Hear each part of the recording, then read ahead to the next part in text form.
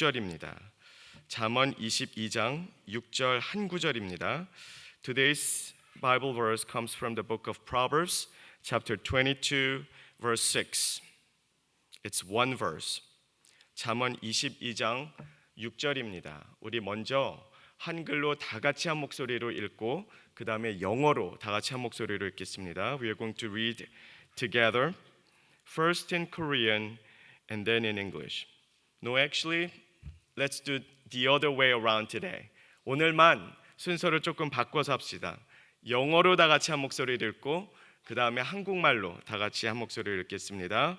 So we are going to start with English together. Again, it's from the book of Proverbs, chapter 22, verse 6.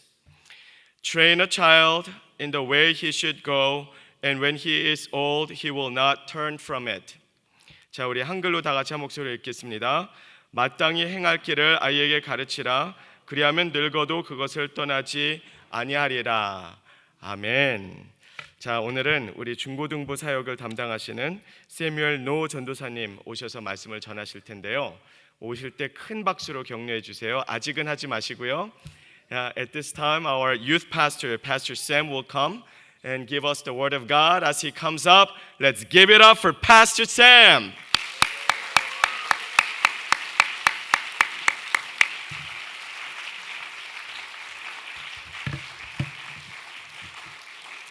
예, 감사합니다.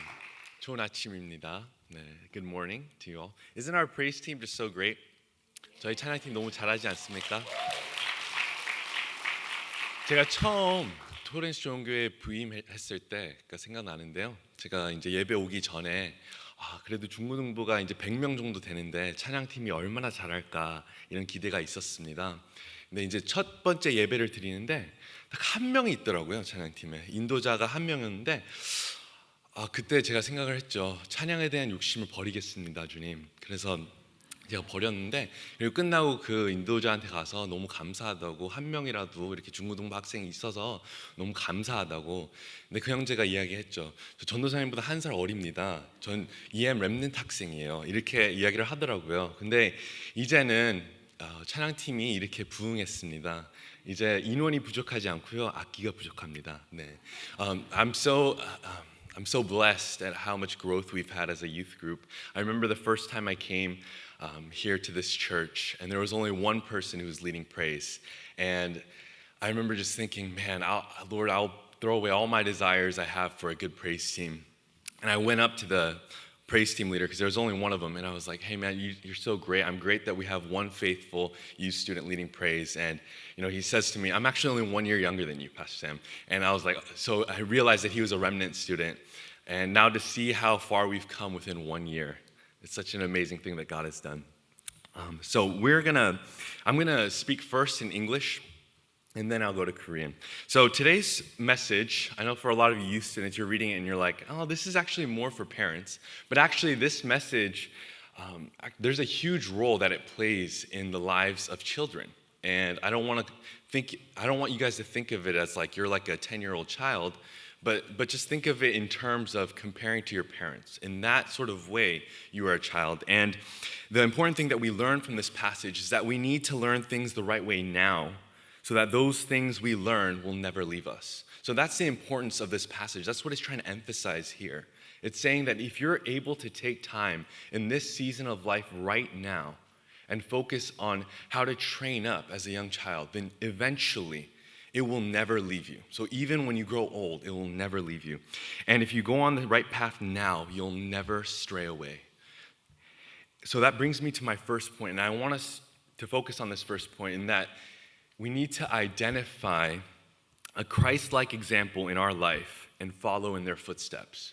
So this is what we take from this passage. Yes, there is the role of the parent to disciple the child. But as the child, we need to take time to identify who we can follow and who we can be discipled by. So you may think, especially if you've taken my Bible studies or my theology class, you'd think this is dangerous because it's like, Pastor Sam, we're not supposed to follow people. But that's why I said you have to identify who a Christ-like example is, and then you follow in their footsteps. Because eventually, that person who follows Christ will eventually lead you to Christ. So that's why you need to identify a Christ-like example and follow in their footsteps. And that's gonna involve asking questions. That's gonna involve questioning your faith, because that's what I want you to do in this time of your life, is to question your faith. Question, is it actually my own faith or is it my parents' faith? Because that's what I had a difficult time doing. I wanted to impress my parents. I wanted to look good. Just like I was on Chanang Team 2 before. Like I wanted to be the singer, that all the girls fell in love with. I wanted that. I had that sort of pride in my heart. And I wanted to look good to my parents. It was an honor-shame culture. I wanted to honor my parents and look good in front of people. I didn't take time to question my faith. So that's what I want you to do now as you're growing up, is to question your faith. Look at your faith. And I want you to just keep in mind that God is glorified when you admit your brokenness. And that's nothing to be ashamed about. There's nothing to be ashamed about questioning your faith, about having doubts. That's normal. It's more weird that you're all holy from age 2 or 3. I know that's what our parents want, but that's not how it works. And I know you guys think I'm old, but we're still in the same generation, okay? We only have like a 9-10 year gap, okay? I have like a 40-year gap with your parents. So we have a huge gap. And I just want you guys to really take this to heart. In this season of life, try to be rooted in the gospel. Take time to be a disciple. So I know our theme for this year is be disciples and make disciples. And you know better than anyone else that I focus on making disciples. However, what I want you to do in this season is to focus on being a disciple. Okay, you have to focus on being a disciple. And I say that because the best disciple makers are the ones who are the best at being a disciple. Every disciple maker that I look around, Pastor David, Pastor Sang, all of our staff, everyone who is a good disciple maker that I see, they're all a great example of what it means to be a disciple. Okay, so don't worry about, man, who do I got to disciple? How much do I have to know? How much do I have to teach others? Don't worry about that. Worry about, what does it mean for me to be a true disciple? Take this season to heart and really cherish those people who pour into your life. Because what I did at my young age is identified people who taught me this. And my parents were the first, and eventually all my youth pastors, I still remember their names. I still keep in contact with them. Keith Harris, David Smith, Solomon Rexius, all these individuals are people who poured into my life because I went to them. I saw Christ in their hearts, and I said, I want to be discipled. I had that desire to be discipled. So that's what I want to challenge you guys to do, is to be discipled. And then the second point is to be teachable. So I know a lot of you guys know that I did shot put in high school. Well, there was another event that I did, and I did the 100-meter dash. Okay, so I know you guys are thinking, like, how the heck? Well, I was actually bigger back then. I was about 230 pounds, and I ran the 100-meter. But what I realized, it's like they were all looking down on me. Everyone looked down on me, okay? Because there's like, oh, this big kid, like, he can't run.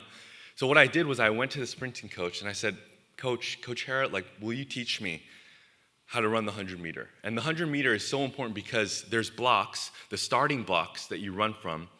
It's so important how you go off from those blocks. So what I told him was, I know I'm not that fast.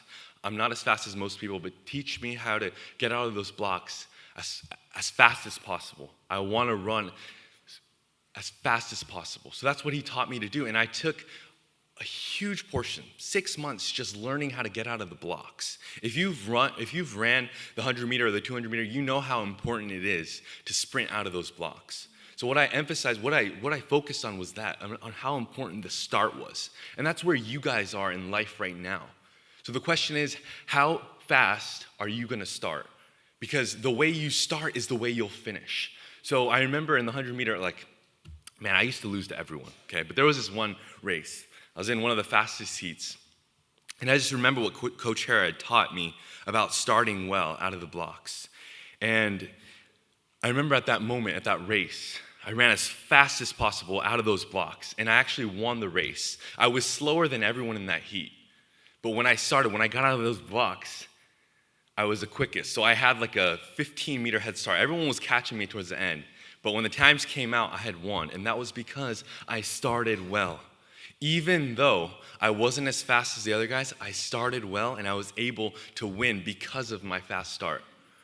And another example is just really I want to stress this idea of being teachable, because I know that's what's hard for you guys, especially that's how it was for me, is when I did judo. Okay, I wanted to be on the American Olympic team, as a judo athlete, and I was projected to do very well. Everyone, they saw me, they saw my body, the way I was learning quickly. I had experience really quick, and so many people had high expectations for me.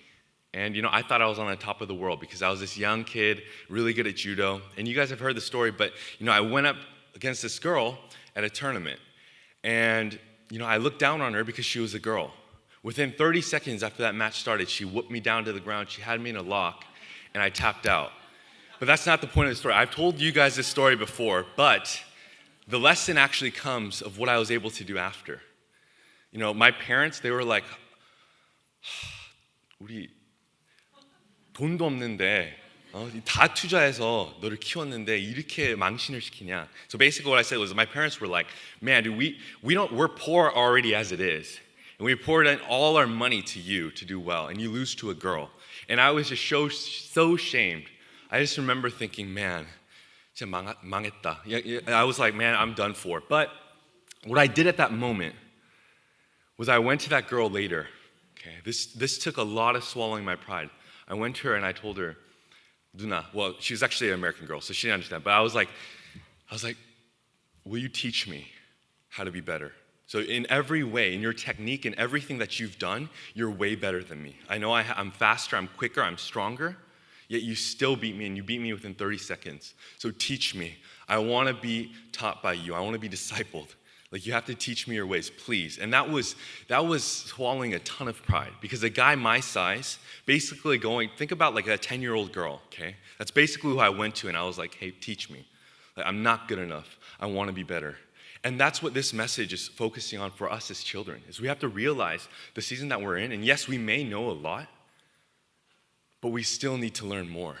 And it's gonna take humbling. That's what I had to do. I had to humble myself. So I want you guys, in this time of your life right now, to humble yourself, to find a person who is like Christ and follow in their footsteps. Be teachable. Even for me, I was able to be teachable. I was like, man, I'm not good enough. I don't have all the answers. And after I was taught by that individual, by that girl, I never lost another match. But it was because I was humbled at that moment, the humiliation that I received by losing from a girl, that I was able to learn, and then I was able to never make the same mistakes and to grow. That's what I want to challenge you guys to do. Let's pray. Lord, I thank you for this time that you've given us just to come into your presence, Lord. We're thankful for just the opportunity we have to look at this message, Lord, and we see that how important it is for us to train up in this season of life that we are in now. Lord, help us to be humbled. Even if we think we know everything, Lord, help us to see that we don't have all the answers, and we have a ton of doubts about our faith as well. Lord, so help us to focus on you, to see you for who you truly are, and to identify individuals in our life who represent you faithfully, Lord, and help us to follow in their footsteps and eventually be led to you, Lord. So help us to be teachable. Help us to focus on being a disciple before making disciples. Help us to find value in humbling ourselves and to learn in the season of life that you've put us in. Lord, we love you. We thank you. It's your name we pray. Amen. 제가 신앙이 좋다라는 표현을 여러분들께 사용한다면 여러분들은 제가 어떤 기준에서 그 표현을 사용하는 것이 과연 맞다고 생각하시겠습니까? 아마도 우리가 흔히 사용하는 표현이기도 합니다. 예를 들어서 우리가 어떤 청년을 볼 때 이 청년이 정말 신앙이 좋다, 혹은 이 중고등부 학생은 정말 믿음이 좋네. 근데 여러분, 우리가 이런 여러 가지 표현들을 어떤 기준에서 사용하는 것일까요? 아마도 99%의 사람들은 눈에 보이는 것에만 믿으려고 합니다. 그 말은 우리가 누군가의 삶과 누군가의 행동을 보고 그 사람 신앙에 대해서 평을 내린다는 것입니다. 저희 가족도 그랬습니다. 저는 어머니 뱃속에 있을 때부터 교회를 다녔습니다. 눈을 떠보니 이미 기독교인 집안이었습니다. 종교를 선택할 수 있는 적이 한 번도 없었습니다, 제 인생에서. 근데 여러분, 엄청 부담스러웠던 것은 저희 가족이 4대째 되는 신앙의 집이었습니다. 더 부담스러웠던 것은 저희 아버지가 개척교회 목사님이셨습니다.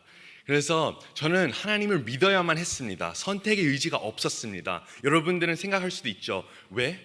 근데 여러분, 왜요라는 질문은 덜 맞아서 나오는 답변입니다. 충분히 맞으면, 부모님께 충분히 맞으면 그런 답이 나오지 않습니다. 그래서 저는 한 번도 어머니께 대들지 않고 왜요라는 질문을 하지 않았습니다.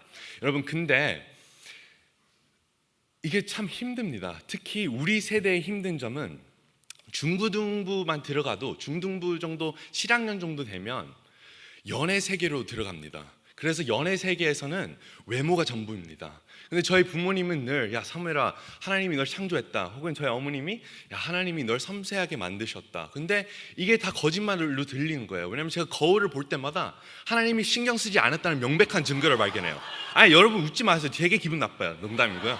근데 진짜 그랬습니다. 저는 그래서 한 번도 제 인생에서 엄마가 잘생겼다는 얘기를 해주시지 않으셨습니다. 근데 너무하지 않습니까? 원래 엄마 정도는 아들이 못생겼어도 잘생겼다고 해줘야 되는 거 아닙니까? 그래서 여러분, 저 참 힘들었습니다. 예수님은 유월절 한 번 지냈지만 저는 매주 드리는 거, 매주 유월절이었습니다. 정말 힘들었습니다. 근데 여러분, 더 진지하게 들어가면 제가 예배 드릴 때 저 진짜 예배 드리면서 딴짓하면 지옥 가는 줄 알았어요. 진짜 그 정도로 저희 어머님 아버님은 야 예배 드리라, 야, 딴짓하지 말라. 그리고 진짜 저희 아버지는 한 40분에서 50분 정도 설교를 하십니다. 근데 딴 데 볼 수도 있잖아요. 근데 한번 1초라도 제가 딴 데를 보면 누가 저를 보는 약간 이런 느낌이 알잖아요. 공포 영화에 보실 때 약간 그런 느낌이 있잖아요. 엄마 눈에서 레이저가 나오죠. 그리고 저희 어머님이 그냥 여러분들과 그냥 평범한 어머님이 아니에요. 저희 어머님 이름이 우선 박경우예요. 남자 이름이잖아요. 보통 분이 아니에요. 그래서 레이저가 나오지, 집에 가면 맞지. 여러분, 그리고 보통이 아니었어요. 근데 제가 지금 더 이상 이야기하면 경찰 신고하실까봐 제가 이야기를 안 하는데, 여러분 정말 힘들었습니다. 근데 갈등이 계속 생기는 거예요. 왜냐면 저는 효도가 되고 싶거든요. 왜냐면 제가 막내이기 때문에 또 부모에게 기쁨이 되고 싶잖아요. 근데 하나님이 믿겨지지가 않았어요. 그럼 어떻게 해야 되겠어요? 연기를 해야 되는 거죠. 제가 잘 포장해서 사람을 속일 수 있게, 그냥 밖에 뭐 보이는 것에는 정말 신실하다, 정말 하나님을 믿는다. 그래서 저는 거짓말하기 시작했습니다. 말로는 거짓말을 안 해도 행동으로, 제 삶으로 거짓말하기 시작했습니다. 그리고 제가 대학교 시절 때 이거 한어권 수련회를 갈 수 있는 기회가 있었습니다. 제가 대학교에 처음 입학했을 때 가나다를 처음 배웠습니다. 한국어 수업을 듣고 제가 가나다를 배웠는데 한국어를 좀 늘기 위해서 한어권 수련회를 가려고 했습니다. 근데 그때 당시에 제 룸메이트 학생이 데니얼 킴이라는 학생이었는데, 그 형제가 저한테 와서 야 절대로 한어권 수련회 가면 안 된다. 걔들은 다 거짓이라는 거예요. 근데 내가 묻죠, 왜? 근데 그 이야기를 설명하면서 두 번째 날에 한어권 수련회들을 보면 두 번째 날에 무조건 모든 학생들이 막 나와서 운다는 거예요. 근데 그게 너무 가짜 같다는 거예요. 왜냐면 모든 한어권 수련회들은 그렇게 한다는 거예요. 그래서 그럼 그거 한번 보러 가자, 이런 마음으로 제가 한어권 수련회에 참여를 했는데, 거기에서 제가 또 인정받는 학생이었거든요. 거기에서 사역자들, 어른들, 장로님들, 안수집사님들 다 저를 교회에서 봤기 때문에 노사멜 형제는 정말 신실하다. 근데 제가 거기에서 예배를 드리면서 2박 3일 정도 예배 드리면서 첫 번째 날부터 그런 현상들이 있더라고요. 이렇게 설교가 끝나고 찬양할 때 진짜 사람들이 다 울어요. 올라가서 막 기도하고 방언 터지지 막 난리 났어요. 근데 또 부담이 느끼죠. 왜냐하면 사람들은 내가 신실하고 내가 하나님을 믿는 사람이라고 생각하는데, 나라도 뭐 해야 되겠다. 이게 너무 부담스럽고 내가 뭔가를 보여줘야 되는데 어떻게 하지? 근데 난 하나님 믿지 않기 때문에 눈물 같은 거 나지 않아요. 그래서 고민을 했죠. 생각을 했죠. 그래서 제가 앞에 나가서 기도 시간에 제가 나가서 펑펑 울었습니다. 근데 여러분, 제가 왜 울었는지 아세요? 멀쩡하게 살아있는 저희 어머니하고 아버지가 교통사고에 죽었다는 생각을 했습니다. 그래서 눈물이 펑펑 나더라고요. 진짜 사람들이 다 봤어요. 끝나고 더 재밌는 게 뭔지 아세요, 여러분? 사람들이 다 저를 보고 야, 노사무엘 너는 진짜 훌륭한 친구다. 너는 정말 하나님을 만났구나. 우리는 배워야 되는 거구나. 그리고 제가 정말 존경했던 사역자 박운조라는 전도사인데요, 지금 아마 목사님이 됐을 겁니다. 그 친구가 저한테 와서 야, 너 진짜 모범이다. 내가 너보다 10년이나 나이가 많지만 너 같은 정말 주의 종 본 적이 없다. 넌 진짜 대단한 사역자가 될 거다. 근데 여러분, 제가 얼마나 부끄러운지 아세요? 지금도 그 형한테 제가 연락을 하지 못합니다. 제가 얼마나 부끄러운지 모릅니다. 근데 이 현상은 2세들도 겪는다는 겁니다. 아마 여러분들이 생각할 거죠. 약간 노사물 선사가 좀 이상한 것 같다. 근데 여러분, 그렇지 않습니다. 지난 2월에 우리가 수련회가 아니고 부흥회가 있었는데요, 설교가 끝나고 이제 우리가 올라와서 사역자들 올라와서 학생들을 위해서 기도하는 시간이 있습니다. 그래서 학생들이 나와서 기도를 받는데 제 줄에 한 20명 정도가 있었습니다. 근데 다 기도를 해주면서 한 10번째, 11번째 학생이 나오는 거예요. 근데 그 학생이 갑자기 우는 거예요. 펑펑 울어요. 근데 이 학생 원래 나오는 학생이 아닌데, 이렇게 보통 보면요, 부흥에 이제 단골들이 있어요. 학생들 중에서 그냥 무조건 그냥 기도 왜 올라오는지도 모르는 학생들이 있고요. 그냥 기도 그냥 뭐 다른 애들이 받으니까 기도 받으려고 하는 학생들이 있고요. 근데 절대로 안 올라오는 학생들이 있어요. 한 20명, 30명 정도 돼요. 근데 이 학생이 그 중에 한 명이에요. 근데 나와서 펑펑 우는 거예요. 근데 내가 뭐 잘못했나? 왜 그러지? 원래 나오는 애가 아닌데. 근데 그 아이가 울면서 이야기를 해요. 전도사님, 전 하나님을 만난 적이 없어요. 전 6학년 때 침례를 받았고 6학년 때 리더로 섬기게 됐고, 저희 어머님은 교회에서 좋은, 정말 인정받는 직분을 갖고 있는 그런 분인데 난 하나님을 만난 적이 없어요.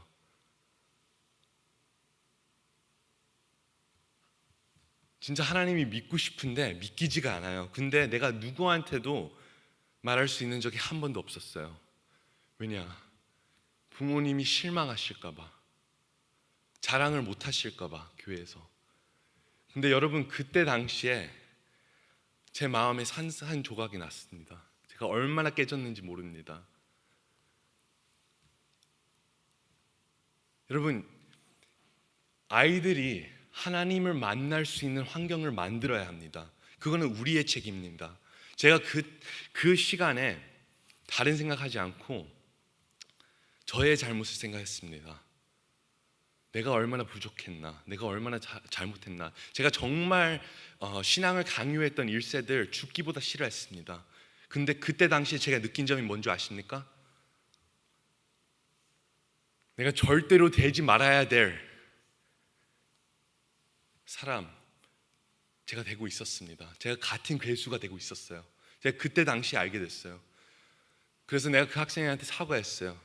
내가 지금 이 자리에서 좀 무릎 꿇고 싶지만 내가 정말 미안하다. 이거는 너의 잘못이 아니다. 이거는 신앙의 선배들인 우리의 잘못이다. 우리가 좋은 환경을 만들지 못해서 너가 질문을 못하게 하고, 궁금해하는 친구에게 질문을 못하게 하고, 이거는 다 우리의 잘못이다. 그래서 여러분, 저는 회개를 했습니다. 그리고 그때 당시에 제가 깨달은 점이, 우리 사역자들 중에서 늘 이야기하는 부분이 있는데요, 늘 이야기하는 게, 아이들이 대학교를 가면 10명에 7명이 교회를 떠난다는 겁니다. 근데 이제 9명 정도 된다고 합니다. 그래서 10명이 대학교를 가면 9명이 떠나요. 근데 한 번도 사역자가 그거를 왜 그런 건지 설명한 적이 한 번도 없습니다. 근데 제가 그때 당시에 배웠습니다. 10명 중에서 9명이 떠나는 이유는 그 아이들이 하나님을 만난 적이 없기 때문에 떠나는 겁니다. 하나님을 만난 적도 없으니까,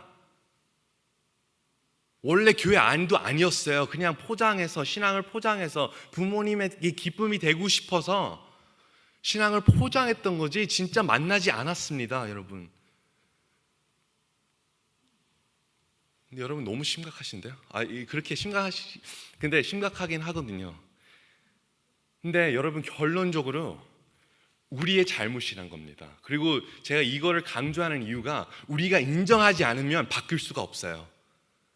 문제는 우리가 인정을 하고 바꿀 수 있는 겁니다. 근데 인정하지 않으면 여러분 다음 세대는 없습니다. 여러분 새겨드리시길 간절히 원합니다. 그리고 여러분 참 첫 번째 포인트는 다음 세대에게 하나님을 만날 수 있는 환경을 만들어야 된다는 것입니다. 그리고 여러분 분명히 후회하지 않으실 겁니다.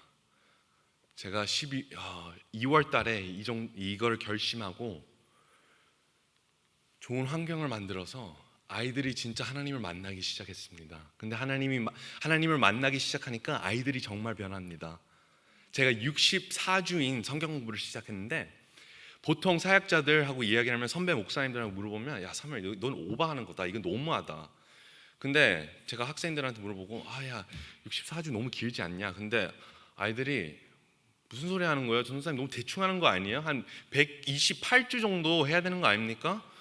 이러는 거예요. 근데 야 너희 부모님들이 우리 늦게 30분이라도 늦게 오면 나 엄청 욕먹어. 근데 애들이 우리 사람 인정받으려고 그러는 겁니까? 전도사님? 왜 다른 사람의 시선을 신경 씁니까? 이런 답이 나와요 아이들에게. 이거 제가 처음 부임했을 때 말씀 시작도 안 했는데 아이들은 자요. 말씀이 들어가지 않았어요. 이런 아이들이 이렇게 변화됩니다. 근데 왜 변화되는 줄 아세요? 좋은 환경을 만드니까. 아이들이 야 모르면 질문해라, 뭐 고민이 있으면 말해라, 믿기지가 않으면 나한테 말하라, 상담해 줄게. 여러분 이런 환경을 만들면 아이들은 변합니다. 꼭 기억해 주세요. 근데 여러분 우리가 좋은 환경을 만들려면 공부에 대한 욕심은 버려야 합니다. 아마 부모님들이 제일 듣기 싫어하는 말일 텐데요. 여러분 저는 이제 사역자들 만나면 보통은 제 학생들을 자랑합니다. 야 우리 학생은 예일 간다. 근데 요즘은 중고등부 사역자들 만나면 이제 그 사역자들 이야기하죠. 야 내 학생들은 예일 간다, 하버드 간다. 근데 제가 이렇게 답합니다. 이제 똑같이 자랑하지 않고 야 내 학생이 하버드 못 가면 하버드는 그냥 바닷가 밑에 있는 학교라고 이렇게 선포합니다. 그리고 사역자들이 야 내 학생은 예일 간다. 야 내 학생은 예일 못 가면 그 학교는 엘크미노 반도 못 따라가는 학교다. 이렇게 선포합니다. 여러분 전 정말 믿습니다. 하나님의 역사가 어디에 있습니까, 여러분? 하나님의 역사는 지금 우리가 있는 이 자리에 있습니다. 그래서 어느 학교를 가든 하나님께서 역사하십니다. 여러분들 믿으십니까? 꼭 믿으셔야 됩니다. 꼭 믿으셔야 합니다. 공부에 대한 욕심은 버리셔야 됩니다. 이렇게 기도하셔야죠. 내 아이가 지금 정말 어려운 길을 내려가고 있습니다. 어디 가는지가 중요하지 않습니다, 주님. 근데 이 아이가 뭘 하든 기술을 배우든 공부를 하든 왜 해야 되는지 깨닫게 하여 주시옵소서. 이렇게 기도해야 되는 것입니다. 하나님이 역사할 수밖에 없는 그런 환경을 만들어야 돼요. 여러분 꼭 그렇게 되길 기도하고 믿어야 합니다. 그래서 우리 두 번째 포인트는 기도를 할 때 믿으셔야 됩니다. 정말 2세들 한 명도 부인할 수 없습니다. 1세들은 정말 뜨겁게 기도합니다. 그거는 모든 2세들이 1세를 바라봤을 때 인정합니다. 하지만 1세 분들 중에서 특징이 있습니다. 기도는 열심히 하는데 믿지를 않아요. 하나님 역사하여 주시옵소서, 하나님 역사하여 주시옵소서, 변화시켜 주시옵소서 해놓고 집에 가서는 내가 죽어야지, 너무 힘들다, 이렇게 하는 모습들이 아이들이 다 봅니다. 그래서 그냥 내 엄마하고 아빠도 그냥 포장하는 거구나. 기도는 정말 겉으로 정말 신실하게 뜨겁게 하는데 진짜 모습은 우리 엄마하고 아빠도 믿지 않는데. 그래서 부모님도 믿지 않으면서 아이들이 어떻게 하나님을 만납니까, 여러분? 그래서 여러분들이 기도하실 때 꼭 믿으시길 바랍니다. 우리가 믿음으로 나아갈 때 하나님께서 홍해를 여십니다. 꼭 믿으시길 바랍니다. 여러분, 그래서 여러분 하나님의 역사가 어디에 있습니까? 우리가 있는 이 자리에 있습니다.